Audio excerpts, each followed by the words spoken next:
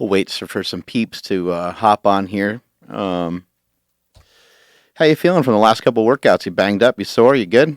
I'm good. Yeah, I think just I haven't been eating as much just due to trying to switch everything over to keto. Yep. But with the exception of that, I mean, after that CrossFit workout, I thought I was going to be a little beat up, but no, I feel great. Yeah, it wasn't too bad. Tomorrow's legs day with an S, and we'll get into some tough training tomorrow. It should be a lot of fun. We got a new belt squat in the gym from Matt Wenning, so we'll mess around with that as well. Mess around with some leg presses, kind of as we always do, or maybe even mess around with that trap bar deadlift like we did last week with the elevated heels. That was torture. Man, why is that such a crusher? That killed. I think maybe we should try it even on like a deficit or something, make it really horrible. Mm-hmm. But then we would use like 11 pounds. Hard to use any sort of weight on there. Anyway, welcome to Mark Bell's Power Project. Thank you guys for tuning in.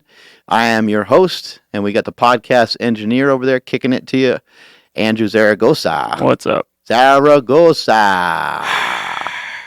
Boo. Oh, no. Couple boos. It's all right. Couple boos in there.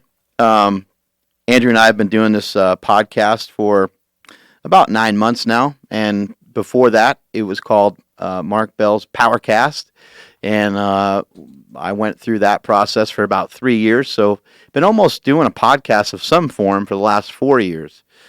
Who am I, and why should you be listening to me at all? Well, you'll probably always be able to question that even after hearing who I am. So anyway, here we go. I'm Mark Bell.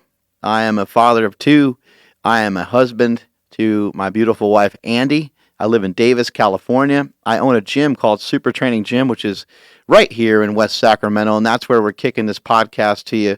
We're in Slingshot World Headquarters, as I like to call it, this 23,000 square foot facility that has about an 8,000 square foot free gym, biggest free gym in the world with some of the best equipment in the world. Started Super Training Gym in 2006 as I realized that I needed to figure out a way to get stronger, and I knew that I wasn't going to be able to completely do that by myself. And so Super Training Gym was born, and Super Training Gym was born out of very selfish reasons. I knew that if I was going to be good, that I needed other people around me, and I knew that if I was going to be great, that I needed people around me that were going to be great, and people that were around me that were hungry. I needed savages around me that wanted to be the best in the world. And so I kind of started when I first moved to California from Louisville, Kentucky. Before that, I was in Columbus, Ohio, and I was under the tutelage of Louis Simmons of Westside Barbell. Louis Simmons and Westside Barbell have the strongest gym in the history of the world, basically. I learned a lot of great lessons from Louis Simmons, and was able to take that message and kind of turn it into a lot of the things that you see today. I also was a professional wrestler for 5 years, and in that time of being a professional wrestler, I learned how to stomp a mud hole in people, and I also learned the gift of gab. I learned how to get in front of a TV screen, or in front of a camera rather, and I learned how to talk and how to communicate and how to cut wrestling promos and all that good stuff. And that ended up paying huge dividends for what I do today, which is e-commerce, selling stuff online. I have a website called markbellslingshot.com. I'm a patent holder, and that's probably one of the things I'm most proud of. Obviously, I'm a proud father and proud husband and all those things as well. But getting those patents really means a lot to me. It's a very, very personal thing for me, and the slingshot is sometimes referred to from myself as my third child. I have a son named Jake, and he is 14. I have a daughter named Quinn. She's 11. So I know a lot about being a parent. I know a lot about being a husband. I know a lot about trying to be successful. I've learned a lot over the years. I've gotten better perspective over the years from rubbing elbows with some of the best people in their particular industries. Been friends with guys like John Cena for a long time. I've been on the Joe Rogan show, also been featured on Tim Ferriss's podcast. I'm in a documentary film called Bigger, Stronger, Faster. If you've never seen it, you should check it out. The documentary was directed by my brother Christopher Bell, Big, Strong, Fast on Instagram. Anyway, I've been doing this stuff for a long time. And by stuff, I mean lifting. I've been powerlifting since I was a kid. I started at the age of 12, and I'm going to be 42 on December 10th of this year. And that's going to be a huge celebration for me because it's going to be 30 years of moving around some iron, 30 years of training. And I'm really, really excited about that. And I feel better. And I feel that I look better than ever. Not in terms of like how I actually look, but just in terms of my physique. Very happy with that. I've competed not only in powerlifting, but also in bodybuilding. Just did one bodybuilding show and ended up doing really well in that and felt really good. I was in the best shape of my life and was really excited to do that. I did that kind of towards the end of August, and here we are a few months later, still trying to hold on to my hopes and dreams and still trying to stay lean, still trying to stay jacked and tan. I'm also an author. I wrote a book called The War on Carbs, which you can see right here. You can pick that up on my website, markbellslingshot.com. And speaking of markbellslingshot.com, if you go over there at any time between now and the time that this live podcast ends. We're not doing it again, are we? I think we're going to do it again. No. Yeah. Just today only, though? Well, I don't know. We're trying to be nice to our live audience. This is the first time I think that we went live on the Power Project's Instagram. Yes, so it is. There's not a lot of people there right now, but some of these people are going to hear about something that not everybody else will hear about. And what is that? 20% off the entire website when you go on the website and type in the code goals 20 with an S. Yeah, 20% off everything. We're not honey dicking you guys. Yesterday we said it was a one-time use thing only. We literally walked in here and we're like, hey, we should probably do that again. Mm-hmm. And so we just literally not even last minute, last second, just kind of told our boy Josh, like, hey, can you throw this in the system and make sure everyone gets 20% off today also? That system actually has been acting weird because it's the same system that the podcast leeches off of. And to start the podcast, it takes like 45 minutes. Andrew has you guys can't see this right now, but Andrew's right arm is so much bigger than his left. And it's not from what you're thinking. It's from trying to yank on this podcast machine over here to get it started every day. And then also, you guys might not know this either, but Andrew's toes are all busted because every day he gets frustrated with it and he kicks it. He kicks the machine to get it started, and it's the machine that ends up fueling everything here at Slingshot. And so hopefully we can get that thing fixed or get it looked at. We got to get that guy to come in again. Yeah. But you said that he was out of town and then his cousin tried to come in. I could only get a hold of his guy, so I couldn't get a hold of actually him.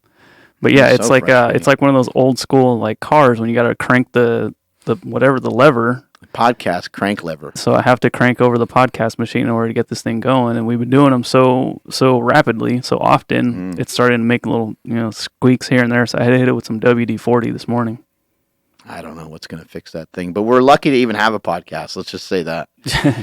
Really love doing this podcast. I think how many episodes in are we? Today is episode 143. I was going to say I think we're at 50. So I was a little bit off with my assessment. Somebody said, congratulations, you don't look 42. Hey, that'll help. These brownie points will add up at the end, and I appreciate it. So yeah, that's who I am. I hope that explains a lot of stuff. I've set world records in powerlifting. I had a lot of hopes and dreams as a youngster in this sport, as a young person in this sport, to do certain lifts, and I was able to accomplish them. And so I like to share. That's what I like to do. I like to share my experience with people so that they can utilize that in their day-to-day life, because I feel that I have set goals and I've obtained a lot of them. I haven't obtained all of them. You guys have been following along for a long time. You guys seen me fall flat on my face, and I'm not afraid to do that. I'm not afraid to fall flat on my face. I'm not afraid to jump into maybe a CrossFit workout, or an Olympic lifting workout, or bodybuilding workout with some of the best in the world and get my butt completely destroyed and get my butt completely kicked by somebody else, because I believe that it's great to kind of know where you stand sometimes in the pecking order of life, and always winning and always being the best. That actually usually means that you're not challenging yourself quite enough. So you got to really challenge yourself. What I wanted to talk today about is I wanted to talk about goals and I wanted to talk about dreams. And I got a couple concepts I'm going to share with you guys today that you're really going to love. And on top of that, I got some actionable items on your way out the door that can get you headed in the right direction, because there's nothing worse than listening to somebody talk about motivation or inspiration and then you're like, well, that was kind of cool, got me hyped, and I'm hyped for the next 11 minutes, but once those thoughts go out of my head and I kind of forget what the guy said, then I don't really have much. So I hope that you guys, Andrew and I, while we're doing the podcast, we have our own journals here, our special Power Project notebooks over here, that we're keeping our information in, and we're taking notes on what's going down for today. I also just have some notes on what I'd like to talk about for today, but I think that in your quest to be better than you were yesterday, and that's all I'm really ever trying to share. So if I say something that you get ticked off about or whatever, I'm not trying to ever hurt anybody's feelings. I'm not ever trying to be a jerk. All I'm trying to do is share information that I think can help you be more and become more than you were yesterday. And that's something I've been sharing on this podcast from the beginning. Do more, be more. The more that you can do, the more that you can handle. Yeah, there's nothing like when somebody, especially like after a seminar, there's like, oh my gosh, Mark, you inspired the hell out of me. And then you kind of maybe keep tabs on them and you realize that they didn't do shit with it. Right. Because they might have, you're right, they got inspired, but they weren't actually encouraged or given tools to actually follow through and do something with their lives. Yeah, 100%. That's 100% the truth, and that it happens to all of us. And life is very hard. Okay, life is very, very difficult. So if you're depressed, if you have anxiety, if you're upset, and you don't feel good about the current position you're in, take a number, and get in line, because there's a lot of people that feel that way. I've been in that spot many times in my life.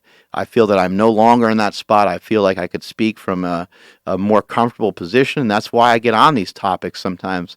Somebody yesterday said, hey, man, the speech was a little cliche or whatever. Well, maybe a lot of people are sharing some of the same information. Maybe there's a reason for it. A lot of these things are tried and true, and they have helped a lot of people. So what I'd like to kind of jump into today to kind of kick this off, goals versus dreams type of thing, let me first off say that a goal is going to be something that's smaller. It's going to be something that's more rational. It's going to be something that you're closer to. And a dream is big, and a dream is irrational. A dream is as followed. This is something that I thought of a few years back, and I've had bigger dreams and dreams that have started further back and go even further into the distance, into the future. Like when I was a kid, I wanted to be an NFL football player. Like, what kid doesn't want to be a professional athlete, right? I think a lot of kids want to be professional athletes, or they want to be a rock star. They want to do something, right? And they want to do something big. They want to do something that they don't know anybody else that's doing it. They want to be a pro wrestler. They want to be a musician, or they want to be a comedian, or whatever it is that they're drawn to as a kid, and they're pretty big dreams.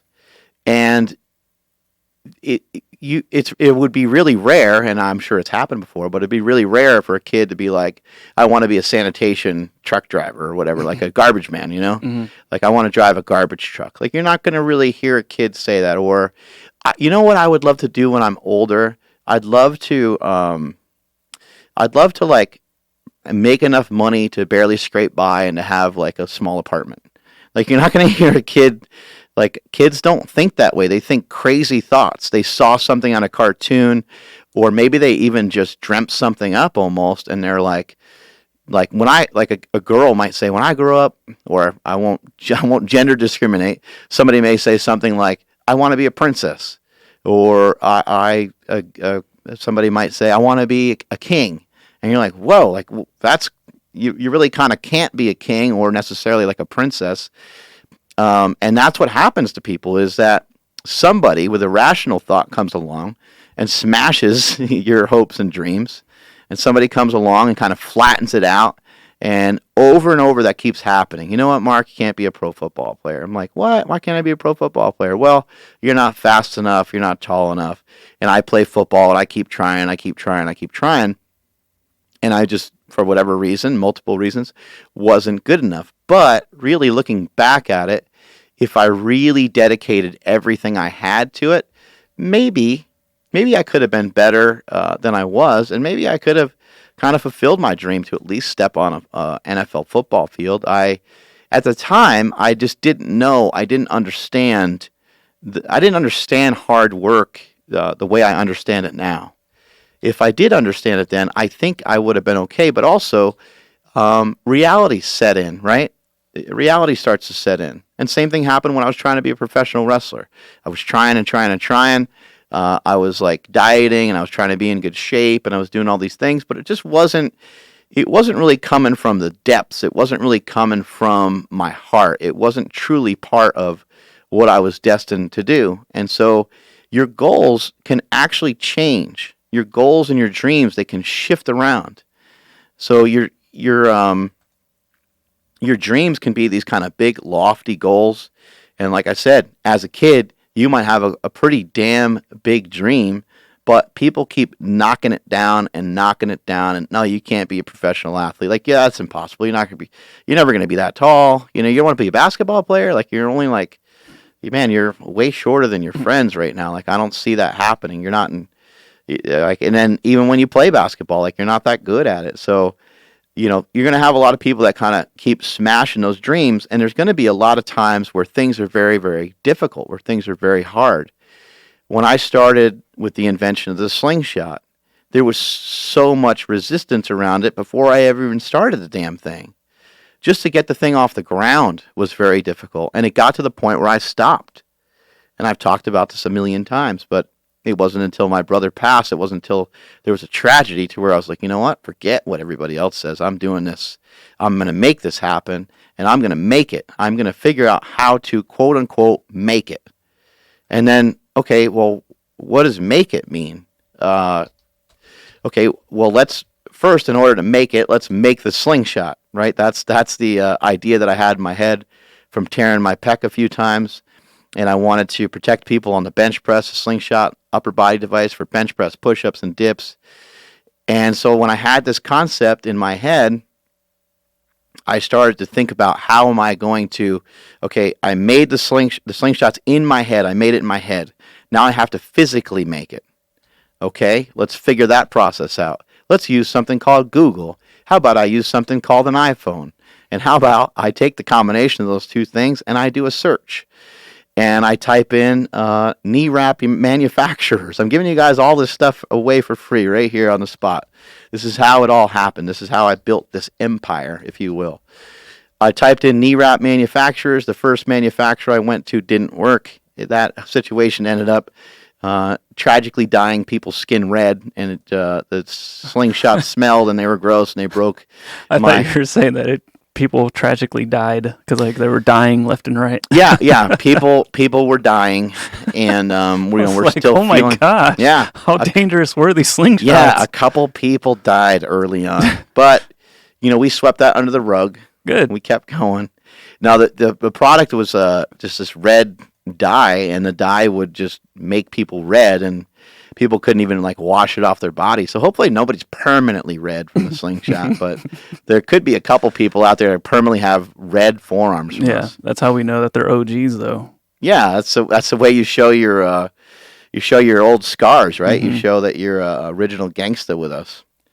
But a lot of that stuff was very difficult to get off the ground. It broke my wife's washer and dryer because we tried to get that red stuff out of there, and none of that worked. These were all just prototypes. But guess what? I didn't give up. I didn't stop. I went to another manufacturer, and that manufacturer worked, and boom. So even though going through that process of having other companies tell me that it's not a good idea, you have to understand that while you're going for your goals, while you're going for your dreams, you're going to have people that are throwing shit at you. You're going to have people that are mean to you, that are rude to you, that don't want you to succeed. Why are you doing that? Hey, you know what? You should actually, you know what, Mark? You would be a great personal trainer. That would be, you know what? That would be great. Why don't you be a personal trainer at like 24-hour? I heard that if you do that for like a year, then you can get like benefits and stuff. Like that would be, and you get insurance. Like that would be awesome. Or even to get a job at like Starbucks because they offer the same thing. They offer insurance, they offer health care and everything. It's a respectable job. You should pursue that. You never know where you'll land. Well, yeah, it'd be great if you made money and like, maybe on the side, maybe you can kind of think about this powerlifting stuff. You got to have something to fall back on, though, Mark, because, this whole fitness thing, you never know. You never know. Like, will people be fitnessing 5 years from now? I believe it's called yogging. Yeah. And, those are the kind of things that I heard. And also, growing up and, not being quote unquote smart, not being all the same classes as a lot of other kids.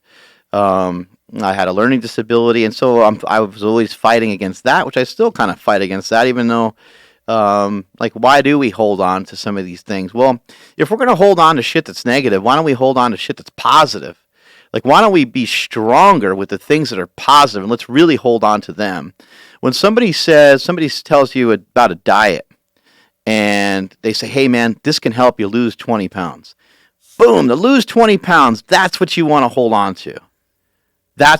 This can help make you healthier. This is a great opportunity for you. Inside this book has information on how you could lose weight. I know that you always struggled with it. Okay, what's the diet? Okay, well, here it is. And as soon as the diet is revealed, the person is up in arms about the things that they can't eat. Meanwhile, they should be excited about, oh my God, I get an opportunity to eat red meat, whole eggs, cheese, and bacon. And this is part of a diet plan where I'm going to actually beat myself. I'm actually going to beat my former self, all my fears, all this anxiety I have towards losing weight. I've never been able to do it before. You just gave me a plan that's going to help me lose 20 pounds. This is fantastic. No, instead, they're like, well, how do I figure out, how to eat some like ice cream? How do I figure out how to eat, like, what about pasta? Like, I'm Italian. I can't, are you serious, Andrew? I can't eat pasta? Yeah, that's just what you do now. You no longer eat that. What? It's a small price to pay, though. Like, this is going to make you live longer and healthier. And so when you're going towards these hopes and dreams, when you're going towards these goals, no matter how small they are, even if it's just to knock off 10 pounds, 15 pounds, 20 pounds, doesn't matter what the goal is.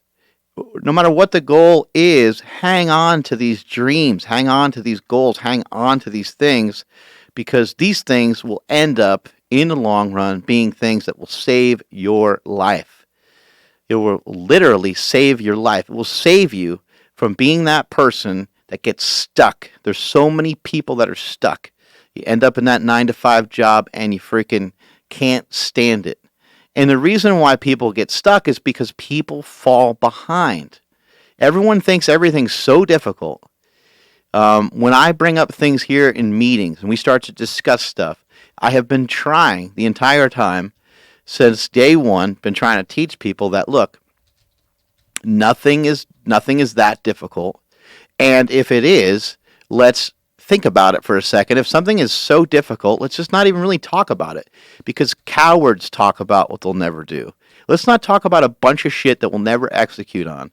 I dropped a pretty big bomb on everybody today in talking about this style of commercial that I want to shoot coming up. And yeah, we can all sit there and go, wow, that's okay. That's really challenging. Well, I know it's challenging, you dumbasses. Of course it is.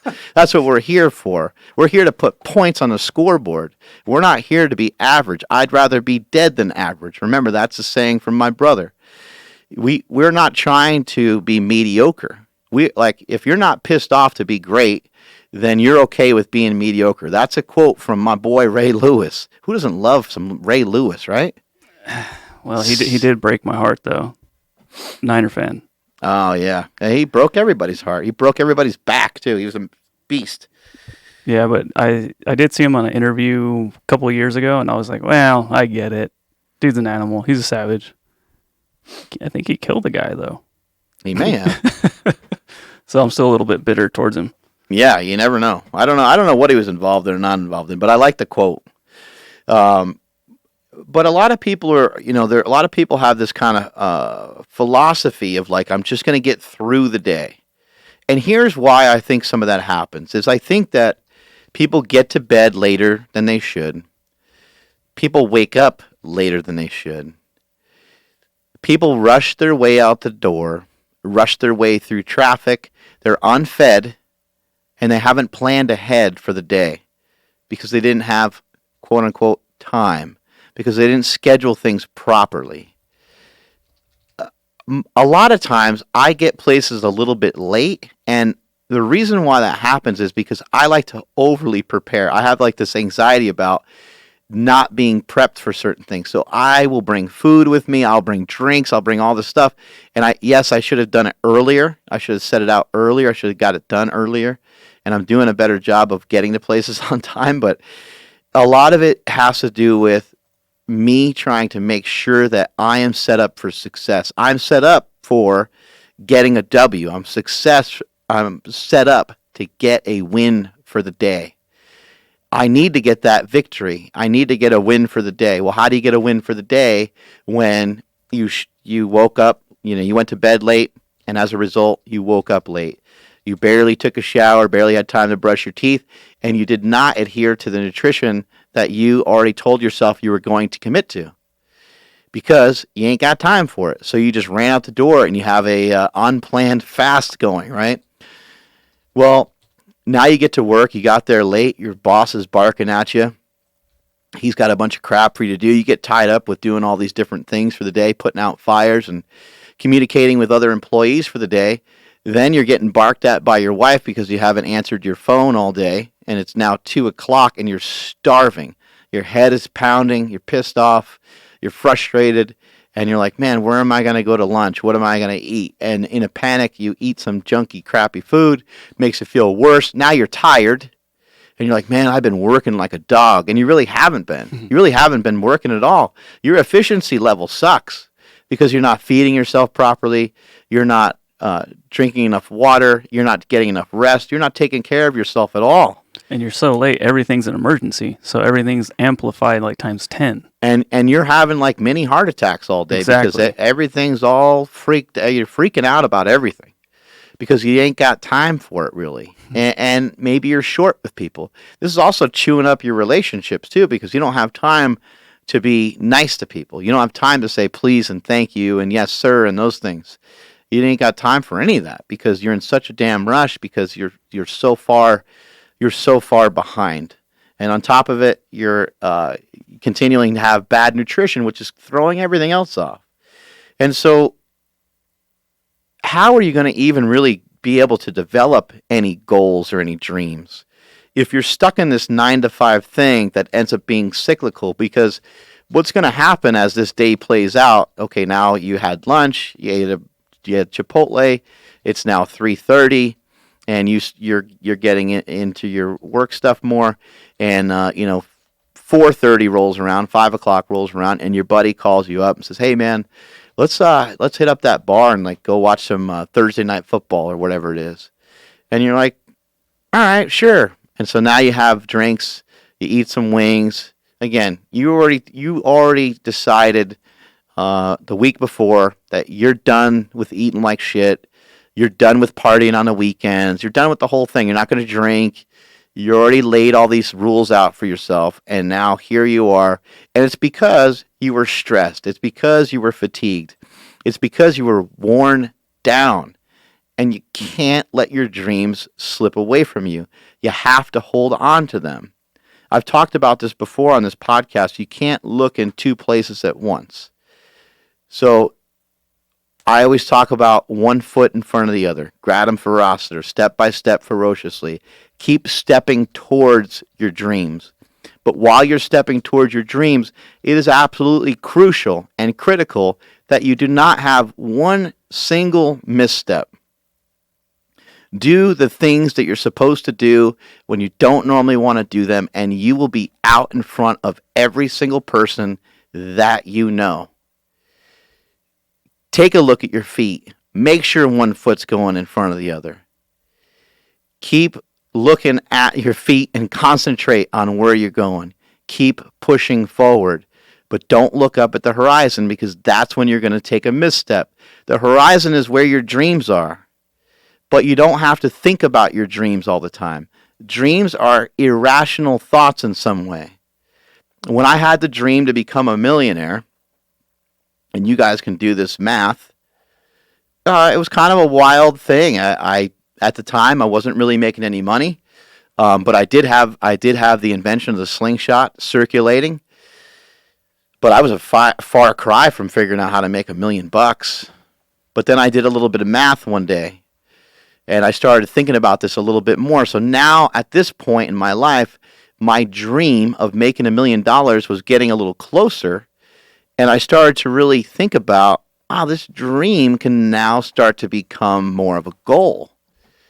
And so I said, well, what does that look like? If I was going to be a millionaire, like, first of all, what does that even mean? So I tried to look it up. And there was a lot of conflicting information about being a millionaire. People, there was information on the internet about you have to have $1 million in the bank. Some people were like, we just need a net worth of $1 million. And so I was looking through all these things. And this is just a silly goal. Like, this is not, this is just it's a random goal that I had as I got the business going. I was like, man, that would be sweet. That would just be sick. Like, when you have a business and you make your first $100, you're pumped. You make your first $1,000, you're pumped. There's these milestones that happen, and then at one point you're like, oh my God, like, wow, 6 figures. Like, I remember when I was a kid and my dad started doing really well with his job, and he started to, and between that and real estate that he did and stuff, he started to make like 6 figures. I remember my head exploded. I was just like completely overwhelmed by that number. It's like, wow, that's a lot of money. Holy crap. And then I saw what that was able to do for us as a family. But I sat down one day and I took a calculator and I did some math. And I tried to figure out, okay, how much money do you have to make every day to make $1 million? And it's $2,750 is what you have to make to be a millionaire. I'm like, oh my God, that's a lot of money. That's a crap. I got to make that every day, 360. I got to make that 365 days out of the year. Like, holy crap, how's that going to happen? Well, over a period of time, so I took that dream. Okay, it was a dream at the time. I took that dream and I tucked it away, and I didn't think about it again. I planted a seed. I buried the seed in the ground. And what I did is I put water on it. I let the sunlight get to it. I didn't try to ever dig it up again. I didn't dig it up. I didn't bring it up. I didn't think about it. I didn't really tell anybody else. I told one other person. Actually 2 other people. I told my dad and I told Kelly Starrett. And Kelly Starrett was kind of just starting his business at the time, so he and I would share fun stuff like that. And he's like, yeah, let's see who can get there first, kind of thing. It was just all for fun. But in your desire to get to your goals, to get to your dreams, as you're chasing down these dreams, remember, the dream is more of an irrational thought. It's a bigger thing. Your dreams are things that I believe that you should write down. You have to write down everything, but a dream that, let's just say that within the next 5 years you want to have a new house. Let's just say that's a dream, right? Currently, you're not in any position at all to have a new house. So you write it down on a piece of paper. Hopefully you have a notebook that you're writing some of these things down that we're sharing here on today's podcast. Fold that thing up. You can even, at the bottom of it, you can even say, congrats. Congrats, big guy. Great job. Fold that thing up. Put it away somewhere. Put it in a drawer. Put it somewhere. Put it in an envelope with a big old smiley face on it. One day, you are, well, not even one day, but like you're working. Weeks go by, months go by, you kind of forget about it. It's still in the back of your head, Your friend mentions that he has a new house, and you're like, oh, that's cool. Like, and it kind of, sparks your memory of that new house. Christmas comes around, you go around looking at some lights and stuff, Christmas lights with your family to do some festive stuff, and Then you're reminded of it again. You're like, oh yeah, like wow, look at some of these homes. These are really nice. Like that would be sick to someday move into some of these. That's cool. But it's a very healthy place to be in that you're in because you're not obsessed with it. To be good at something is probably not going to eat you alive, but to try to be great at something can eat you alive. To get obsessed with numbers and to be obsessed with these dreams can actually hurt you. It can be harmful. And there's many reasons for it, but it can just be poisonous. Being good at something can make you feel good, but trying to be great at something and not being great can make you feel awful. It can be maddening, your effort to try to be great. So as I was thinking about this 2250, or I'm sorry, 2750, as I'm thinking about this number in my head, it wasn't something I thought about every day. In this example I'm using of somebody that wants a new home, they tucked it away in their drawer somewhere. They're working. They're saying no to their buddy who wants to go out on the weekend. They are unfortunately not always able to be at every family function because they want everything to align. They want everything to align with their hopes and dreams. Remember earlier I talked about failing as being a professional wrestler. And that's because everything in my spirit and everything in my being, everything all the way down into my gut wasn't aligned. My thoughts, everything wasn't aligned with being a professional wrestler. But it was for John Cena, right? John Cena has a great look. John Cena is jacked out of his mind. John Cena has this great skill set, but still everything was aligned. Remember we said winners. Remember we said about winners yesterday. They're not born. They're not born. Winners are made. They're handcrafted. When we get John Cena on this podcast one day, he can explain it to you. You can hear how many shit sandwiches that guy ate to be in the position that he's in today. But one day, one day you'll be kind of packing things up and you'll be moving things around, and boom, there's that note that you wrote to yourself about the house, and you'll look at it again. And you'll be like, oh my God, maybe it's like 2 years later. And you're like, oh my God, it's so weird. I just got a raise at work and like all these other things happen. And man, like still kind of far away from getting a new home, but shit, man, like maybe what this crazy thing I wrote down, maybe this is going to become true. Fold it back up, put it away again. And you're working. And next thing you know, you have worked yourself into a position to get a new home. You go to clear out your house because you're packing things up to move. And there's that damn note. And you're like, holy shit. And you know that your dreams, you know when your dreams are going to start to become a goal, something you can actually reach for, and it's no longer a figment of your imagination. It actually becomes a real solid thing. You'll know when to reach for it because it'll just be around more. It'll just happen more. Like and this is not, I'm not making this up. This is real stuff. This stuff actually happens. A house is a kind of a different example, but a car. Think about a car that you've been thinking about. Andrew's a big Subaru fan. But if you look at different cars, let's just say you get a Auto Trader magazine, start thumbing through. And if you see a car that catches your eye where you're like, man, that would be really cool, like to test drive one. It doesn't have to be an expensive car even. Man, that'd be great to test drive that thing one day. That'd be great to have something like that someday. I bet your ass, I will bet you anything that you will see that damn car within the next week or so. It'll just be out on the street somewhere randomly. And you just read that like there's only 5 of them in the whole world. Because that kind of stuff it gets encoded into your head. It gets buried in there. And then you're like, oh my God, there's that damn car. I just saw it the other day. It could be something that you and your wife are talking about that you both really want. And you're like, man, that would be really cool. We should, that should be a goal of ours. We should work towards that. And next thing you know, that thing is kind of floating around. It's getting closer to you. And that's when your dreams and goals are different. Your dream is going to be something that's going to be bigger and it's going to be irrational, but your dream can start to turn into your goal. And these things will start to kind of blend together a little bit. But again, it's not a great idea for your head to be so wrapped around your dreams all the time because you'll end up being like everybody else. Most people get punched in the mouth too hard to ever really hold on to their dreams. They get punched in the face, they get punched in the stomach, and they just, after a period of time, they just will not hold on to their dreams anymore. And then somebody like myself comes on Instagram or comes on YouTube and has a motivational speech and tries to kick some sense into you. And what do? You scroll right past it. And why do you scroll right past it? You scroll right past it because it's painful, because you don't want to bring it up again.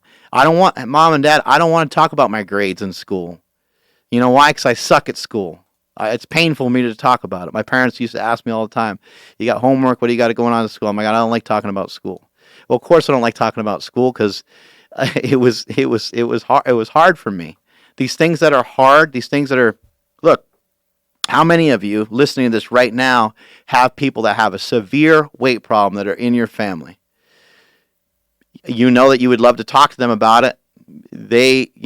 But at the same time, it's going to be a difficult conversation, and that person is hoping that no one brings anything up to them because they're just like, hey, it's obvious I have a weight problem.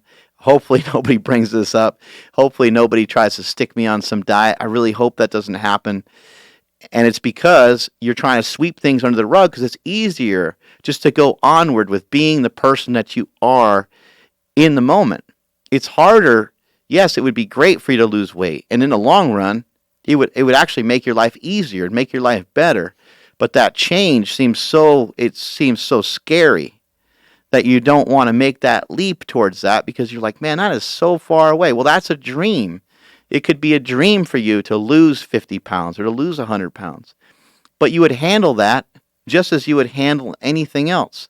You would work your way towards it. There would be intermediate goals that would align your heart, your soul, your mind, your body, your spirit. It would align everything all together so you can figure out how to obtain that goal on your journey, on your way, on your path.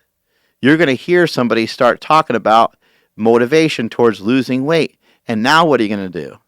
You're not going to scroll past it anymore. You're going to stop.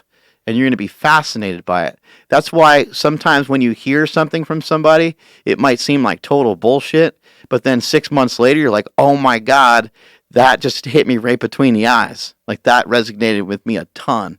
I freaking get that. Amen to that. I understand that, right? It's interesting how that happens, but a lot of that has to happen because you are developing as a person. You're starting to be more accepting of some of this stuff because you're like, oh my God, all that could really do is just help me. That's it. Like all that can really do is like that motivation that the guy's talking about to get to the gym, or the motivation that the person's talking about to stay on your diet or stay on your plan, or hey man, maybe you should fish around for some different diets to see what feels right to you. But whatever the case is, you shouldn't stop. You should keep working.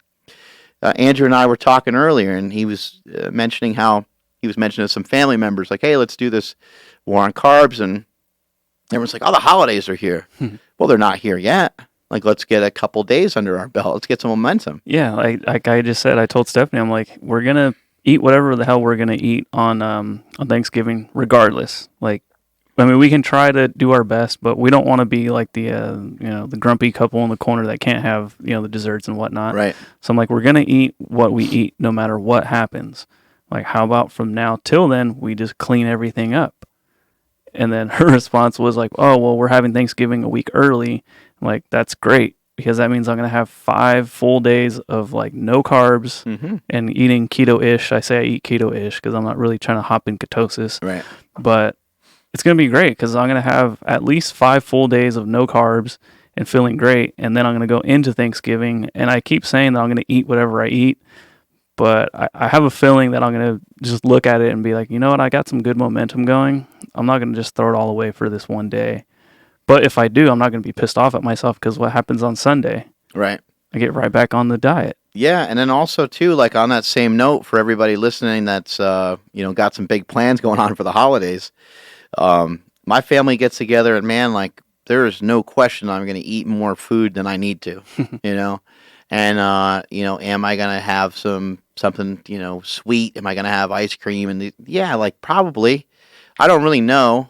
I don't really know what's gonna happen. But um, I'm going to be open and accepting to kind of eat whatever the hell I want.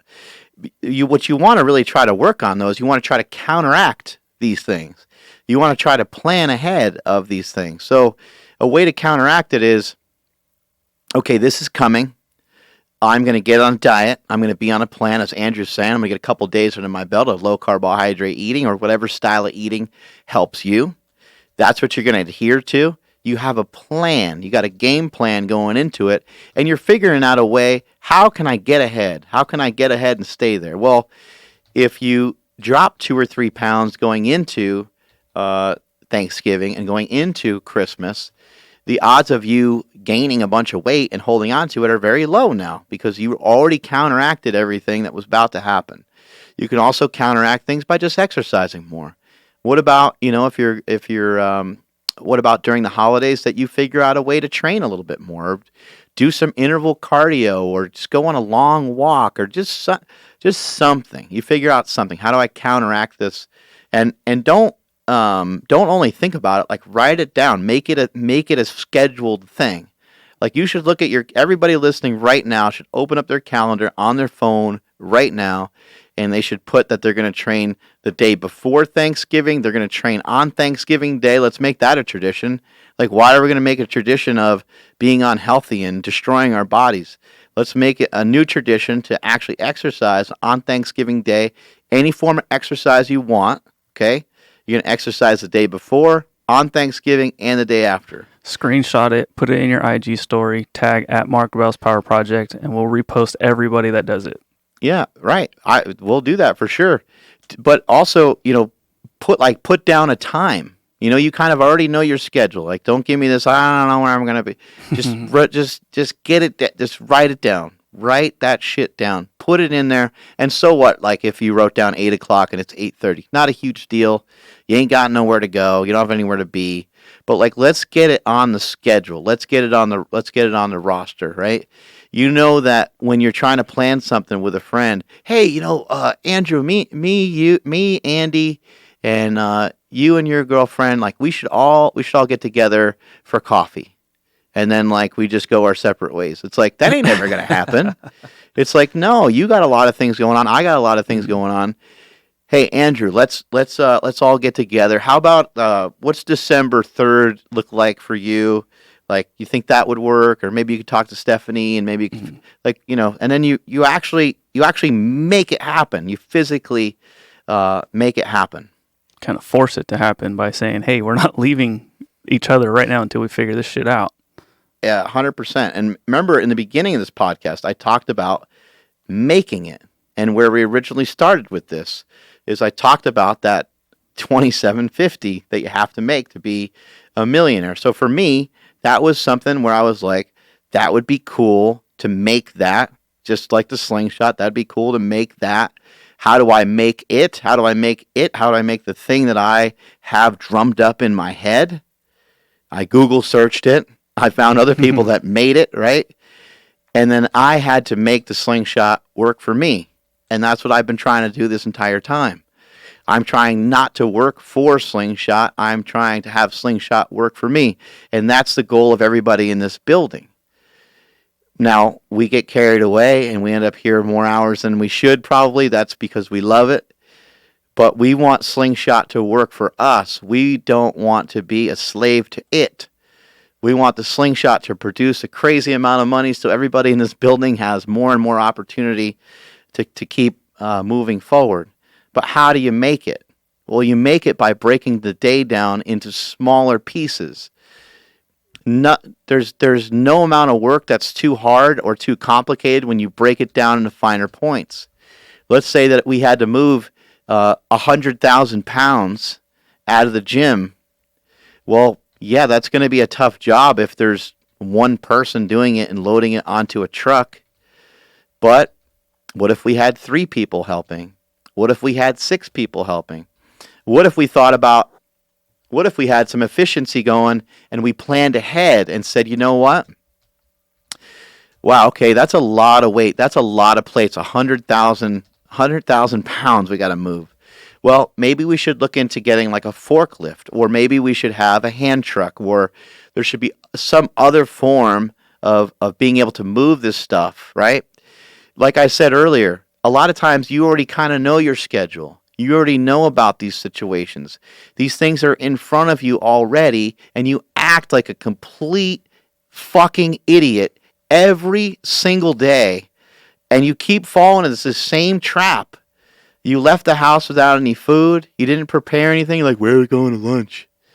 Every day. And someone should just come up and knock your fucking teeth right out of your face because it's so dumb to not have a plan. How do you not have a plan? How is it possible that you don't have a plan towards the things that you want to do? Now, if you don't care and you just want to be fat and you don't have any goals, that's a totally different topic. If you don't care about your health and you just want to kind of, that's the way you want to live your life, but it's going to be very, very hard for you to ever get ahead. Never mind trying to quote unquote make it. You will barely be able to scrape by in your everyday life without some form. Like, I hate being organized, but you have to have some form of organization. Luckily for me, I end up having I guess my memory is not amazing, but it's pretty great when it comes to certain things. And up to this point, like actually this year was the first time I really got more organized than I have been. But a lot of that doesn't have to do with me. A lot of that has to do with everybody else, because I need to make sure that we're all together and that we're all on the same page with some of these things, where in years past, that was not anything I had to worry about. Sorry, I was reading some of the comments on the old Instagrams. Oh, hey!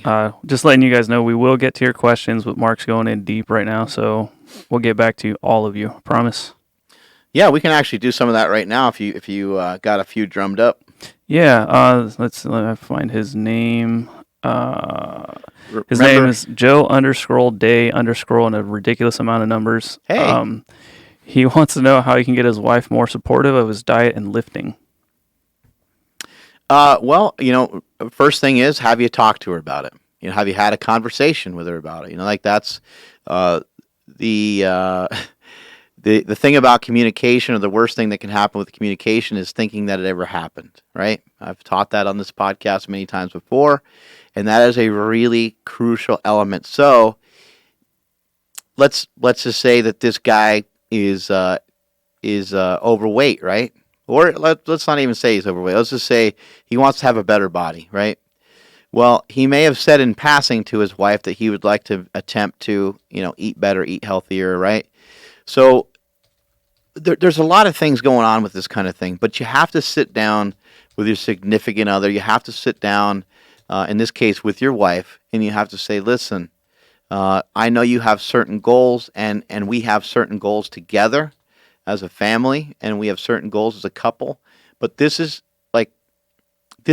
very, very important to me. Like, I want to be in better shape. I want to be healthier. I want to feel stronger. And this is what I'd like to do. And, based on my research, this is the way that I think I need to eat. Because a lot of times people be very resistant to that as well. The wife might be like, you're not eating all that meat. You're not eating all that steak and having a heart attack and leaving me here with the kids. And you might have to say, honey, look, I listen to all these podcasts. You know that I am kind of researching this stuff all the time. If you don't think it's healthy, well, then maybe you and I can pick out a book that has a diet that we both agree has a healthy plan, to follow. Because there's a lot of choices. I got my book, The War on Carbs, but there's brilliant people out there that have written other books. You got The Paleo Solution from Rob Wolf. Mark Sisson has written outstanding books on how to diet and get some great results. So there's a lot of options out there.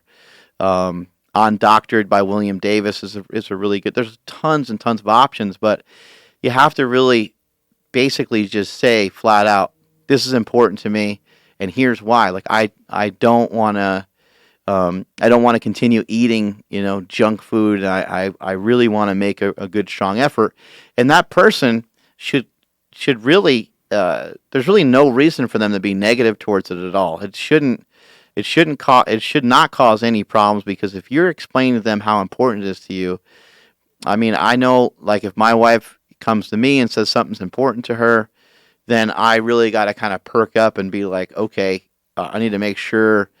Okay, that's make a note. Like, as men, we're pretty dumb and we don't get it. So women that are listening to this, please tell your guy like what the shit that's important, because we're not smart enough to get it on our own. But you're gonna have to really pay attention to that.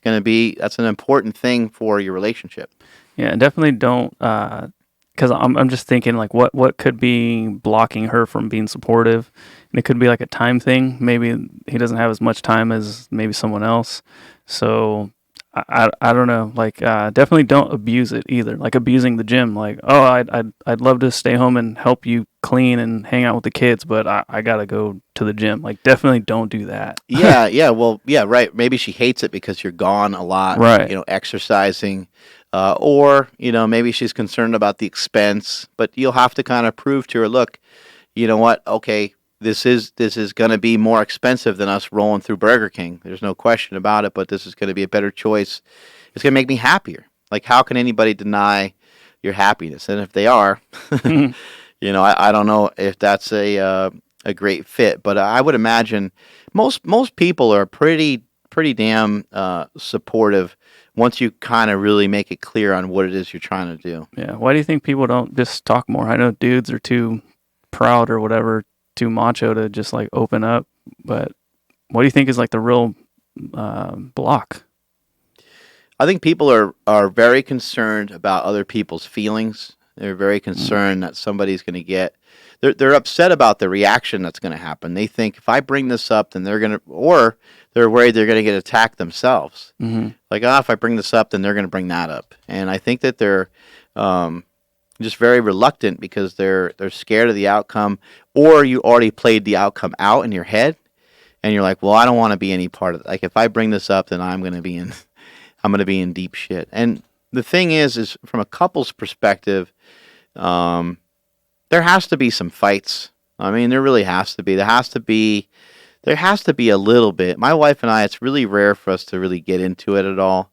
But occasionally we do. And it's important. It always makes us stronger. It makes us realize how much we truly do love each other. It makes us understand each other better. It's like, okay, well, shit, maybe we're both a little bit more sensitive than we thought, first of all, and then secondly, maybe we need to pay attention to the other one's needs more. And we have a great life, but we're always trying to make this company better. We're always trying to make every situation that we're in better, and so the stakes are high, and it might sometimes feel like there's high pressure. But the way that I deal with it, the way that I try to overcome that fear of worrying about whether I'm going to hurt her feelings is, look, if these feelings don't get out, then that's going to be bad for both of us, and that's going to blow up in some bad way. So if I hurt her and she cries from it, or if she hurts my feelings and gets me pissed off or upset or whatever, then I'd rather take that risk. I'd rather roll the dice on that than roll the dice on me being stirred up for 5 years over a bunch of different things that I never communicate. I never said one thing about any of it, and now all of a sudden she's learning about it. 5 years from now, like, that would suck. Right. It's almost like physically hiding something from somebody. Like somebody might have like a drug habit, and they hide it from their spouse, and that would just. Who cares what somebody likes to do? But the fact that they're hiding something from you, that would hurt worse, right? Yeah. Can you rotate the War on Carbs book a little bit? Oh, It's getting a weird glare. There we go. Jesus isn't holding it up so good. Man, if he can't hold it up, geez. I know. So some of the other stuff, just back to the, we got that 20% off sale. Yeah. For those of you that are listening to us live, appreciate you all. Goals 20 is to get 20% off, and go over to markbellslingshot.com and get all the cool stuff that you need. Back to this, I'm going to end this for just a second. I'll be right back, because it only lets you go for so long. Mm-hmm. Coming back. Go ahead, you got another question? Yeah, I'll just wait till you jump back on the live, because it came from Instagram. Oh. Repopulating. Yeah. All right, here we go. So it was just somebody had asked, what are your thoughts on ice baths? Oh, ice baths. That's way off topic, but Yeah, I know. yeah, ice bath is they can be great. You know, hot cold therapy has been around for a long time. A lot of people really like it. I'm trying to think of who you would resource for that. I know like Kyle Kingsbury talks about it quite a bit. Um, I think Aubrey Marcus might talk about it a little bit. Some people just love it. Some people think it's like really magical, you know, in some ways. And I do some hot cold therapy sometimes, going from my hot tub to my pool. This time of year, I can actually do that. I probably will do that tomorrow at some point because tomorrow we're going to kick the crap out of ourselves with a brutal squat workout. Yeah, Matt Brown, we just had him on here not too long ago from UFC fighter. He was talking about how he uses heat more than ice or than cold. And then some doctor had put out an article saying that it's so much more effective. And he's like, see, I've been telling you guys for years. You know, he's waiting for that one article to come out to start pointing his finger. Yeah, well, I you know, personally, I love the hot tub. A lot of people don't like ice necessarily. Right. But I think like an ice bath is kind of a different situation. I know that people are huge fans of saunas, and there's been some research showing that just helps you live longer, period. And then the estrogen doctor that we had here, the sauna sounded like a great option because everything has estrogen in it. So why not get in that thing and have it deplete us of some of these crappy things that our bodies are ingesting, you know? Yeah.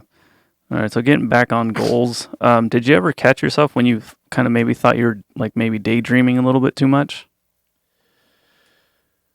Because I know back when I was I used to deliver paint. It was an awesome job.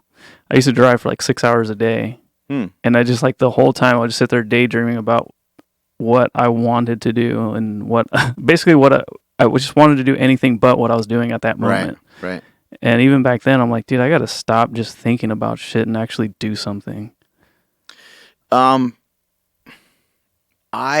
always wanted to do stuff. So yeah, like I used to just drive around town and just like I would look at these buildings and I'm like, man, that would be sick if I could have a super training inside that spot. Or oh, cool. Like I would try to think about, like, I thought about all kinds of stuff. I'm like, what about just like renting like a storage shed that just had enough room for like a squat rack and a bench? Like that might be enough. And then a little spot to like deadlift in or something. Like I was trying to think of all these things. And my wife's like, well, she's like, that's kind of illegal. You can't do stuff out of a storage bin. You know, it doesn't work that way. And yeah, I was always thinking of different things. I would just like sometimes leave the house and I would just cruise around. This is when I lived in Woodland, and I would just look at like warehouses and stuff. I didn't have any money to afford or figure out any of it, but I would just totally daydream and think, man, that would be. I didn't know the gym was called Super Training at the time. I was just like, man, it would be sick to own a gym, you know, in one of these spots. I didn't have the resources to make any of it happen, but that kind of dream was always there. It was a real strong driving force. And what really made the dream more and more powerful was going to other powerlifting gyms and seeing, you know, groups of other powerlifters, and then kind of establishing my own group of powerlifters in someone else's gym in the area. So all these things, they, you know, as I started to piece these things together, kind of where it all started was training in Steve Zaretsky's garage in Natomas, California. And he and I would have these early morning workouts. And it was when I first kind of moved to Northern California. And I would talk to him a lot about, like, man, I'd be sick to get some equipment, have my own spot, and do all these things. And then an opportunity came up that, like, I kind of forgot about it, as I had mentioned with these dreams. You plant these seeds, you water them, you let them grow, let them get oxygen, you let them get sunlight, and you don't dig them up. Like, you just let them keep growing. And you don't dig them up until the appropriate time happens. And so I always had my eye on the prize. I always thought like something was around the corner, something was going to happen. Just one foot in front of the other over and over again. My first focus was to make myself stronger. I kind of thought that was the key. I was like, if I represent myself really well, that's a good start. I can't really control what everybody else does, but I'm going to kick some ass myself, so I'm going to be big and strong. And that's what I worked on that.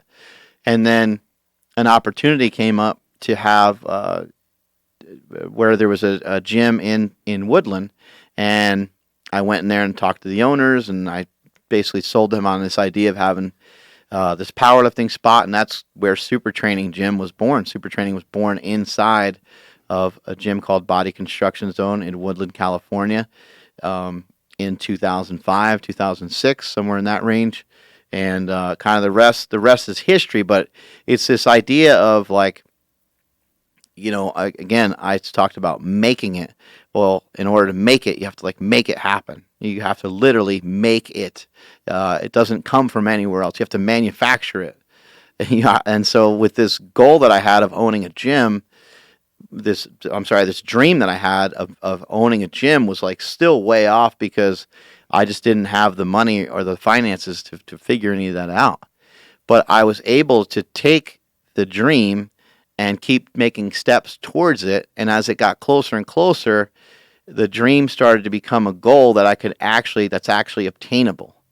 It's no longer just something I dreamt up. It's no longer me just driving around thinking about, oh man, how am I going to own this place? Now it's like, okay, what place can I afford? I do have some money, and now we can actually have a place. Okay, now we have a spot. Now what do we do with it? And the idea of trying to make it was, it always started with, I always try to figure out, how do I start something with some substance? How do I start something that has like some real power to it? So for me, that was just being strong. I'm like, I'm just going to be strong. I'm going to be big and strong as shit, and that'll be like undeniable. People will, even though there wasn't a lot of social media, MySpace was around, and YouTube, and then Facebook and other things kind of followed. But I just knew that if even without social media, I just knew if I was strong, word would get out. People would be like, Sacramento's the place to be to get strong. And it started to happen. I started lifting more. We started getting better lifters, and it just kind of it started to kind of multiply on itself. So it was healthy dreaming because you actually had some action behind it. You didn't just think about having a Super Training Gym and then go home and play video games. 100%. Yeah. I remember when we were looking for apartments like a couple years back, I remember thinking, okay, this one's not going to work out because I have nowhere to do portraits. And so the place that we got, I had space for it. Mm-hmm. And I did do a couple like Christmas card portraits and stuff like Mm-hmm. that. But it was kind of the same thing. Like I would dream up having a studio inside my house. Right. And thankfully now, like we have the space here at this gym, Mm-hmm. which was kind of like a dream come true. But no, I think I just wanted to like emphasize that you didn't just think of what you wanted and then didn't do anything about it. Yeah, no, yeah, you have to do stuff towards it, and even with the lifting, even with a 1,000-pound squat, a 1,000-pound squat, a 1,000-pound squat for me just didn't even register at all. Like it was something that I didn't even really think about, because it wasn't until I squatted. I think I squatted like 943 in a competition, to where I was like, oh wow, like okay, I put in a lot of work for that 943, but it moved pretty quick, and like maybe I'm a little stronger than 943. Maybe I'm good for a little bit more weight, so maybe like 1,000, like yeah, maybe that's.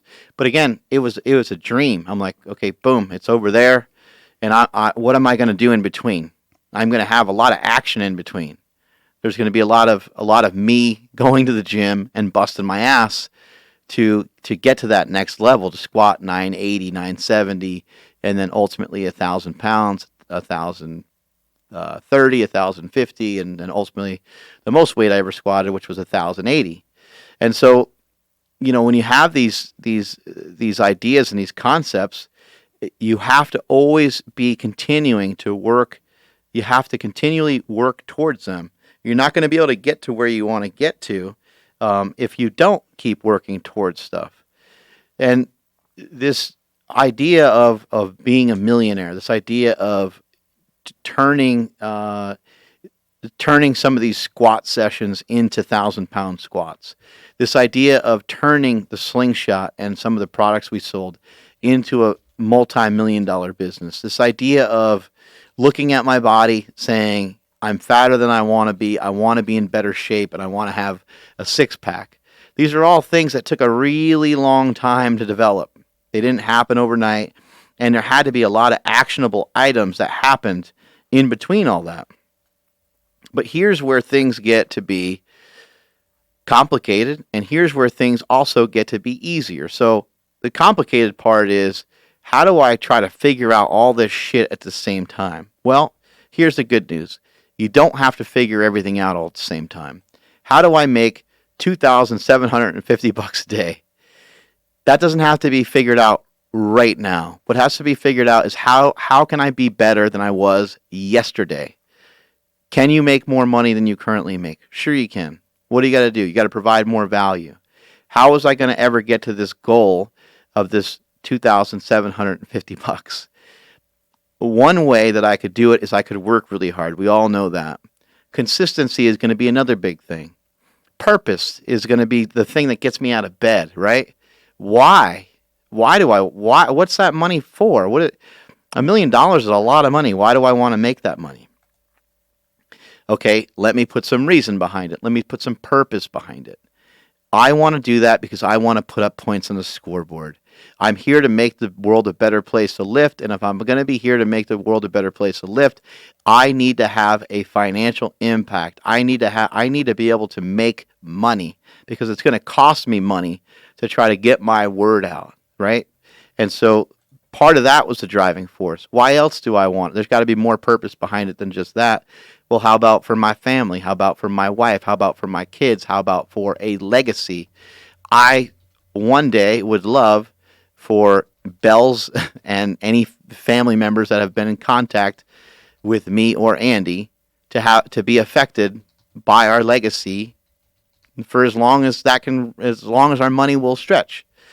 And that's why we do things like give some of the kids in the family $1,000 when it's their birthday. When they turn 10 years old, they get $10,000. There's just like a lot of little weird things like that we do. That it's to set forth those things. So these things are in my head. You know, these dreams were in my head. This having this purpose was a really strong driving force for me to get to this level. And another driving force was the death of my brother, which put into action me making the slingshot in the first place. His quote, "I'd rather be dead than average," is something that got me fired up. It got me excited. And it's something that if I think about now, I can still draw upon that, and I can still feel like I can lift the world. So, you know, what are some things that you kind of put into practice in order to try to be better than you were yesterday? Because it can be overwhelming. That example I gave in the beginning of the show about how people live their life from behind. So many people live their life from behind. They're wasting their time. They're wasting their time on Instagram. They're wasting their time talking about things that they're never actually going to do. They're wasting their time watching Netflix. They're wasting their time. And I'm not trying to be a martyr, not trying to say that you can't ever have any fun, because none of that's true either. I have plenty of fun in my day. There's got to be time for relaxation. There's got to be some downtime that you have. But if the day feels like it's eating you alive, it's easy to get swallowed up by a bad day, a bad week, a bad month, and even end up with just a shitty year altogether. Man, that year really sucked. I didn't make any more money, and I got fatter. Right? Fatter, weaker. Right? All these things can happen because you get so tied up in feeling like you don't have time for anything. But you do have time for things. If you plan it out, if you work it out, you should be trying to work towards being ahead rather than being behind. Prepare your meals. Lay your clothes out the day before. Try some of these things and see how they actually start to work for you. When it comes to thinking about how complicated the day can be, do what they do in the NBA when it's, you know, when there's 30 seconds left on the clock and Stephon Curry's got the ball. What does he do? He waves everybody else away, right? What did Michael Jordan do? He was dribbling the ball, and he freaking waved everybody else away. Clear out the freaking court. It's going to be me and this task in front of me, and we're going one-on-one right here, and I'm going to shoot a three-pointer right in this guy's face to win the game. That's what you have to do in your life. You got to clear shit out. Okay, me and the wife are having a conversation, and the kids are jumping around in the background and making noise and going crazy. Okay, have a conversation. Get up, have a conversation with the kids. Kids, Mom and I are trying to have a conversation. Can you guys just chill for a couple minutes? Boom. Okay, isolated incident number 1, taken care of. The kids were acting crazy. Isolation exercise number 2. Another spot where you need to get a victory. You're having a conversation with your wife, right? Isolate these things, break them down into their finest points, and understand that nothing is hard. There's nothing that you can't learn. There's nothing that you can't improve on. There's nothing that you can't win. Every single moment of every single day is an opportunity for you to pick up a victory. And make no mistake about it, everything that we do in the course of a day when it comes to interaction with other people, we're trying to make a sale all the time. We're trying to sell something. We're trying to sell people on. I'm trying to sell you on this idea, even though the show is free, right? When somebody makes a post on Instagram, they're trying to sell you on themselves. Hey, man, hit the like button's right there. Like, go touch the like button for me. Or make a fun comment below. Like, that would be sick, right? That's what people are trying to do. People are trying to make a sale all day long, as silly as it sounds. You get in a conversation with somebody randomly at a grocery store, a coffee shop, even though someone might you might be talking about something random, there's always like a sale or transaction being made towards something, even if it's not financial. Yeah, you're always trying to get like approval or whatever, acceptance. Yeah, you want the person in real life to hit the like button. Yeah, in life person, whatever he used to call it. What do you think about having to kind of tell your significant other, like, hey, I'm working on this. I know I got work, we got the family, we got everything. Basically breaking it to them easily, saying that, hey, we're probably going to eat a lot of shit for a couple years, but I promise it's going to work out in the end. It's a good question for Andy Bell. Yeah, there's going to have to be sacrifices, and I think every family goes through this. I don't think, unless you come from money but even when people come from money, they still need to do stuff to be significant. Like, they still need to do shit. I have friends that are very well off, and they certainly don't need a job. Mom and dad killed it, and but they still work, and they have very tough jobs, and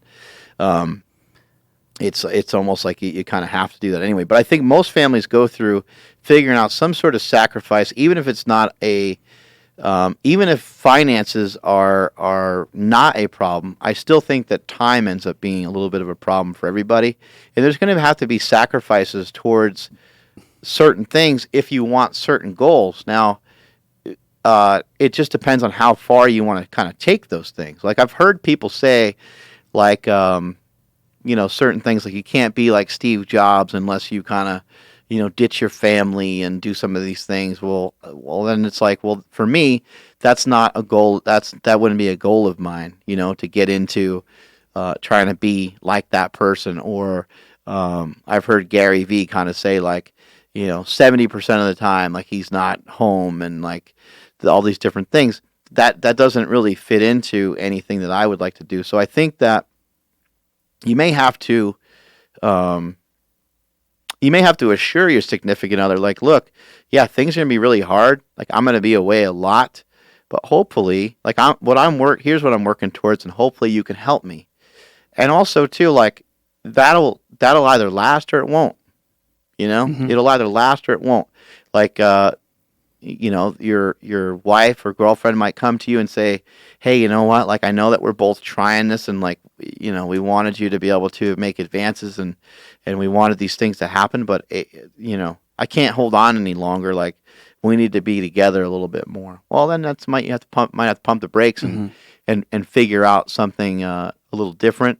With Andy and I, like, I was very fortunate, and I try to share this all the time with everybody, is that I had great parents growing up. And still have great parents. I have a great mom. I have a great dad, and I was very fortunate. I also have a great wife. My wife is awesome. I would not have been able to turn into the person I am today without them, without that support, without that network of people, because I didn't really figure anything out until I was older, and who knows what that has to do with. Maybe it was. Maybe I was a little bit frozen because I was told that I was dumb, and so maybe I got out of the gate apprehensive because I didn't want to take any action towards anything because maybe I didn't think that I could actually do anything. Mm-hmm. But once I got old enough to kind of understand, like, oh, okay, like, I ain't the only one that's dumb. A lot of people are dumb. I'm going to be totally fine. This is actually great. Yeah. And then from there, I was able to kind of move forward. But as I was going through that process, a lot of it was very hard on Andy. Luckily for both of us, we didn't have any kids at the time, so it made some stuff a little bit easier. But as Jake was growing up and as Quinn was born and stuff, I mean, you look at their ages. Jake is 14. Super Training Gym is like 12 years old. And if you look at Quinn is 11 years old, and Slingshot is about 8 years old. So, like, both kids were very young in the development of these companies. But the at least Slingshot was like already going while both kids were here. You know, it would have been a lot harder. I guess what I'm trying to say, if the kids were born earlier, it would have been a lot harder. But because they were born when they were born, it made it a little bit more natural. It was still a very tough time to go through, though. And for me to sacrifice time away from the kids and for my wife to be home with 2 small children while I'm over here powerlifting, like, a lot of times didn't make any sense. Yeah. Because there was no money coming in from any of it. So it was just like, what are we doing? Like, and why? Yeah. And it's like, okay, well, yeah, here's what we're working towards. Like, I'm working towards 1,000-pound squat, but why? I don't know. Sometimes you are suffering and sacrificing for the unknown, but I always felt very strongly that it was for something. I consider that to be faith, like to see things that aren't really there. Somebody might think that you're crazy for seeing things that aren't really there, but to see something that's not really there, maybe one farmer, has a shitty time with his crops and wants to sell his land, right? Well, he sells his land to somebody else that can actually see those crops growing, and he actually see those crops being harvested, whereas the other guy, for whatever reason, wasn't able to make it happen, wasn't able to have the same vision. Like, maybe he didn't take care of his weeds or whatever. Whatever would go into that process. And I think for me, I always kind of saw that something cool was going to happen with lifting weights. It was going to happen, and I didn't care what anybody said. I was going to die. Maybe I would die alone. Thinking that if it never did happen. But that was part of me. Yeah, because I'm just thinking somebody who's maybe like my age or even a little bit older. Because when I was in school, it was you got to go to college, you got to get a good career, you're gonna get married, have kids, and have a. It's all gonna be based around you getting a good job. And what my absolute dream of us putting these podcasts out is somebody right now is listening to this. Their boss is behind them. They're gonna get in trouble if they get caught listening to the podcast again. And they're just going to have this moment right here, right now, where they're just like, fuck, I need to make that leap. Right. But how am I going to tell my wife that I'm going to be so busy that you're going to probably have to take care of the kids a little bit more than normal. Right. I'm going to be gone a little bit more than normal, but I promise you it's going to be worth it. Yeah. I want that person to get so fired up that they do that. Right. That's my dream for this podcast. But I just need you to give them the tools to tell them, like, yeah, you can do this, and this is like not steps, but this is how you're gonna do it by talking to your significant other. And it could be wife to husband, and didn't mean it that way. Right. But yeah, so that's all I can think about right now, because I kind of had that moment, but I was listening to actually Joe Rogan, and I had that exact same moment listening to him.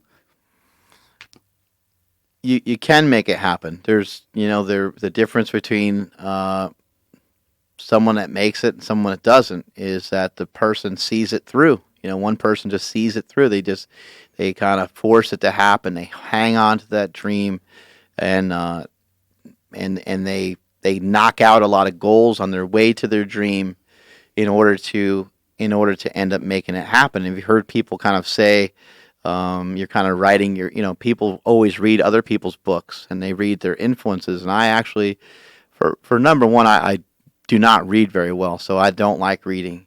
But number two, I do not like to be influenced by other people's thoughts in that way. So might sound crazy, but I'd rather just read my own book. I feel like that's what I'm doing every day. Like I'm writing my own story, writing my own book. And I've heard Joe Rogan, kind of say like, be the hero of your own story. And what a cool way to kind of live your life. But when you think about that, that's like, what do you have to do in order to be able to do that? All you need is a pen and a piece of paper, and a strong imagination, But everything does have to still align with what you're truly kind of meant to do. And that could be the tough part. That could be the hard thing, is trying to figure out what you're supposed to be doing. But know this, that if you make a leap towards something, you're still going to be closer to whatever it is that you wanted to do if you didn't make the leap. So you always want to try and keep doing things. You might end up doing different things. You might land on something totally different that you didn't even know. But these things, that'll happen. There's going to be things that you try that you'll fail at, but then something better will happen. I was trying to bench press when I tore my pec and started thinking about the invention of the slingshot. There's going to be things that lead you to better things. When I lived in New York, I went to Hudson Valley Community College. That didn't work out great for me, so I ended up back at home. But when I ended up back at home, after that, I ended up coming out to California and visiting my brother, and I was like, man, I'm a freaking loser in New York anyway. Mm-hmm. I ain't got nothing going on. I don't even know how this is going to work, but I need to figure out how am I going to move to the other side of the country. I need to just figure it out. I need to make it happen, because what I want to do is not happening, or I didn't even know what I wanted to do, but I knew that I didn't want to live in New York anymore once I went to California. And so that, what would happen if I went to that community college and let's say I was successful and let's say everything worked out great and I was playing football while I was there. Let's say that, Boston College gave me a scholarship. Well, it would have changed everything, right? I would have been stuck on the East Coast, and I would have been stuck in doing a lot of these other things. So I'm fortunate that one thing kind of led to another. I'm grateful that I never made it in wrestling. I'm grateful that I never made it in football. I'm grateful that I didn't bench 600 pounds. I'm grateful for all the different things that have happened. They've all been learning lessons to help me to get to where I am right now, which I feel like is a really good spot to be able to speak from, to be able to share information with a lot of you guys and girls out there. It's awesome having people listen to the Power Project, and when it comes to trying to help people reach their goals, it really is important that there's a formula to it. And the formula is going to be is that you have a shit ton of consistency towards your goal. Consistency might take you a long time to get your footing, so don't make any mistakes about that. Consistency, when you look at it over the span of 10 years, 20 years, 30 years, I'm going on 30 years of lifting. 30 years, right? When you look at it over the span of years, then the days are less significant, right? So it really doesn't matter that you string it together every day. Maybe Andrew started out doing photography, and maybe he was smashing it for a week, 2 weeks, 3 weeks, and then maybe he lost a little interest and started doing something else, and he's like, man, I really love that photography. Boom, he goes back to it again. And then he strings together another couple weeks, but then something else pulls him away. He strings together a couple more weeks and something else pulls him away. A job pulls him away. Maybe he was away from it for a few months at a time or a year or two at a time. Those things happen, but you keep getting back to it. You keep getting back to your diet. You keep getting back to the original plan that you had. And you keep working and you keep trying things. And by Andrew trying other things other than photography, he learned that he hates everything else. That's exactly. I was just gonna say, like, there's people that are like, oh, I don't know what I'm passionate about. I don't know what I should be doing. It's like whatever the hell that is that you eventually find yourself going back to, or it keeps coming back to you. Right. It's probably what you should be doing, as long as it's not drugs. Yeah. As long as he ain't smoking crack. Yeah, but no, I think that's perfect. That's well said, man. And when it comes to something like a sacrifice, I think it's it's understandable that I think every family has to have some sacrifices where there's just these things that have to happen in order for the family to advance. Mom or dad or both may not always be able to be around, and I actually think that's healthy for children. Mom and dad shouldn't always be around for everything to bail you out of every situation. That's just as harmful as not being around at all, in my opinion. It sounds crazy to say that, but the hardest thing for a parent to ever do is to turn their back on their child, and that's sometimes the best thing they can do for them. If you have a child that's an addict, or you have a child that you're just having you can't enable them, right? You can't enable the people that you love in your life to continue to do harmful things to themselves. And so eventually the people that you love, you may have to turn your back on them, which sounds like the worst thing that you can ever do. But in some cases, it might be the best thing you can ever do. So here's some actionable items that you guys can walk away with from today's podcast. And don't forget, you can go over to markbellslingshot.com and you can get 20% off by typing in goals20. And it's only for the people that are listening live. The code will wear off a little bit later on today, so make sure you take advantage of it. And go pick yourself up a hip circle, a slingshot. We had a bunch of people yesterday go over there and load up on some stuff. So here's some things that you can do, some very easy things that you can do. Number one is plant that seed. Write that goal down, write that dream down, write it down and tuck it away, put it in an envelope, and don't look at it for a while. Don't be how well is something going to grow if you plant a seed and you dig it up every day? It ain't going to grow very much, right? Let that idea, let that dream, let that thing grow. Let it manifest and turn into something. Watch it blossom into something by giving it the ingredients that it needs and giving it the time that it needs. All great ideas get to be greater and get to be stronger the longer they sit around. And that's why the idea of the slingshot sat around for a while, because it was a great idea. It started to actually pull on me. It started to actually tug me towards it. And you'll know, like those things will happen for you too. You got to keep thinking. So first actionable item is to plant that seed. And the way that you're going to plant that seed is you're going to think about what that dream is. Remember, I talked about a dream is basically going to be something big, and it's going to be irrational, and you're not even close to it. You're not even close to it. But it's just something that you want, but it's also something that you could actually truly use. So you don't want it to be, so far-fetched that it doesn't make any sense at all. Your goals are smaller things that are more rational. They're things that you're closer to. They're things that are right there in front of you. Your second actionable item to do would be to work on personal development. You hear me talk about that all the time. For you, it might be reading a book, but you have to educate yourself. You got to educate yourself. You got to be smarter. You can't be a dumbass. And I've pointed this out many times before. If you're dumb, I got good news for you. It's going to be easier for you to be smarter. Somebody who's already very smart, are they going to continue to learn and grow? The only way that someone is going to continue to learn and grow is if they understand that they don't know everything. A lot of times people that are smart think they're already there. So have this understanding that you're a dumbass, you're a white belt, you got a lot of shit to learn.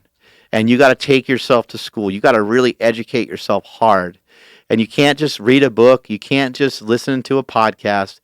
While you're reading something, You need to have a highlighter with you. Why you're reading something, you got to have a notebook with you. You got to really be paying attention. You might have to make up freaking flashcards of this power project. I mean, you got to go in deep. You got to really, you got to really take your ass to school, and you got to really learn. So personal development is going to be you doing things that's going to help you learn. You can go to a seminar. You can go to a workshop. You can go to one of these mastermind programs. It can be any of those kinds of things. Anything that's going to allow you to learn, but also grow personally. So it cannot really be. You don't want it to just only be in a field of like let's say that you're going to a nutrition seminar. Those things can help a little bit because it might be somebody that inspires you or something like that. But that's not really what I'm talking about. That's not the kind of knowledge that I'm talking about.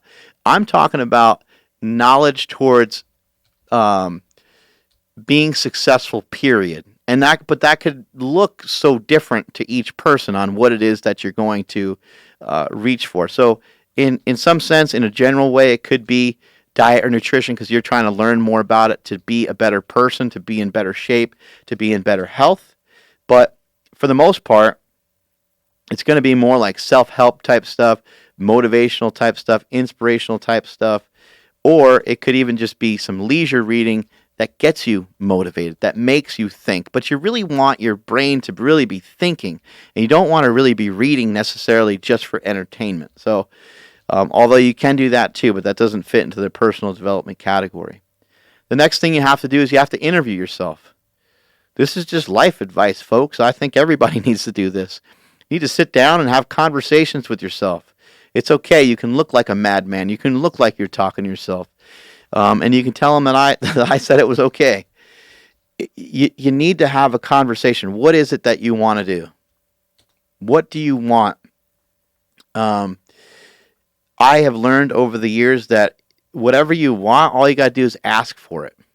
Whatever these things are that you want or need, all you got to do is ask for it. Ask the world for it, and it will be. It will happen. It will be there.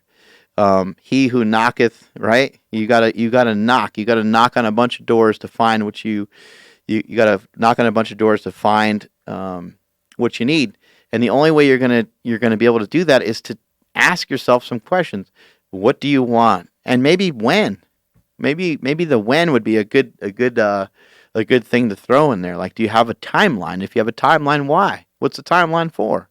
You want to be a millionaire by the time you're 21. For what? For what reason? Is it because does that have some significant reason behind it? If it doesn't, then you might want to rethink your strategy a little bit. But you got to sit down, ask yourself some of the hard questions. Why do I want to be successful? What are my goals? What are my hopes? What are my dreams?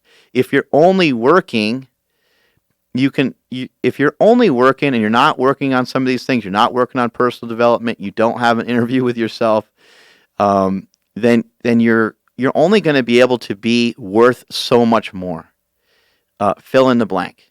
You're only going to be worth so much more, right? But if you can continually add a lot of value to who you are as a human being, you might be able to exponentially increase the amount of money that you make. This should have everybody understand. Look, the more you know, the more that you can earn, right? I think we can all agree on that. Like, the smarter, the more able you are to transcribe what's going on around you and turn it into something really positive and something strong, the more money you're going to be able to make. The last thing that you need to do, and it's super important, it might even have to be first on the list, is you got to schedule shit. You got to schedule stuff. You have to. These are things that you need to do. You got to start to schedule things. You got to get yourself on a schedule. You know your schedule. Don't walk around like a dumbass. Don't walk around like an idiot all the time. Think about, what does your day look like? Where am I going to be? Okay, I want to have better nutrition. I want to eat better. I know that Monday through Friday, I'm at work from 9 o'clock till 5 p.m. All right. Well, you're okay. You know that you're going to be somewhere. Does that place have a fridge? Does that place have a microwave? You can start to schedule a lot of these things, and you can say, okay, I'm going to be at work at 9. That means I'm still at home at 8, and I can eat what I want to eat while I'm home. I'm going to have lunch at like 12, and then I'm going to eat again at 4, and then I'm going to eat again when I come home at 6 or 7 or whatever the time is. But you basically know your schedule. And everyone will try to say, oh, my schedule's crazy, especially this time of year and around the holidays, right? It's not crazy. Your schedule's totally fine. But schedule things, write stuff down, keep track of it, and on top of that, know that you already have a schedule. How crazy is that? You can basically tell the future. Like I know I'm gonna predict the future for tomorrow. At 6 a.m., we're gonna be in here and we're gonna squat. That's what's gonna happen tomorrow, right? Saturday, I know that I'm going on a trip to Los Angeles to do a seminar. Sunday, I know that we're going to Bodega Bay to start to enjoy our Thanksgiving vacation. Yeah, we like to do it early over here. We like to celebrate for a long time. But you kind of already know your schedule. So, pay attention. Pay attention to what's going on and be prepared. Dropping gold on everybody right now, Mark. Yeah. Where you at, everybody? What are you doing in LA? I'm doing a seminar. What? What? I'm doing a seminar for my boy Ryan Spencer. You guys, I'll post some stuff up about it coming up. I do not remember the name right now. It's at a CrossFit facility. I will make you guys aware of that on my Instagram, so you can check all that out there. Last thing I want to leave you guys with before I hop off of this. Oh, on Wednesday I have a seminar too, and that one's at Science Strength in Santa Rosa. Santa Rosa. There we go. Yeah, that's what's going on over there. I'm really excited about that one too. That gym is crazy. But make sure you're getting stuff out of the day. Make sure you're squeezing stuff out of the day and not just getting through your day. I see too many people just kind of living their life behind. Get out in front of it. Get out in front of your day and get from the day, and don't let the day beat the crap out of you. Anything else to add over there, Andrew? Yeah, really quick. So let me figure out her name. Where'd it go? Della Van Sickle. Hi, Van Sickle. She got your book back in February and lost 40 pounds thus far. Damn, that's awesome. That's amazing, right? Yeah, and we get that a lot. I don't share that a lot on a lot of our different forms of social media. I probably should. But I mean, there's been thousands and thousands upon thousands of people that have told me that they lost 10 pounds, 20 pounds, 50 pounds, 80 pounds, 100 pounds. I mean, it just really has been awesome. And the War on Carbs is simple. I got the book sitting right here in front of me. It's like 60 pages or something like that. It's really almost more like a little like manual than anything else. It's not like this big crazy book. And some people have kind of looked at it and been like, "Oh, that's it." Mm-hmm. And other people have been like, "Wow, that's brilliant. That's genius." Because I'm just trying to simplify stuff. It doesn't have to be any more complicated than really. There's probably, honestly, there's probably more like 30 pages of stuff in there because there's some photos in there. And I didn't do that to try to rip anybody off. The information in there is tremendously valuable. But there's just no reason for us to talk about nutrition for 5,000 hours or to give you a 500-page book on it. Yeah, I always just tell people it's like a field guide because you can take it anywhere. It's small. It fits in your pocket almost. Like it's easy. Stick it in the front of your pants. Yeah. Big Chunky 42 asking about our slingshot singlets if they'll be IPF approved. And they are. Oh, yeah. They will be. Mm-hmm. Yeah. 2019. Yep. Everything's IPF approved for 2019. So, yeah. Yeah, that's all I got. All right, peeps. Strength is never a weakness. Weakness is never strength. Catch you all later. Bye.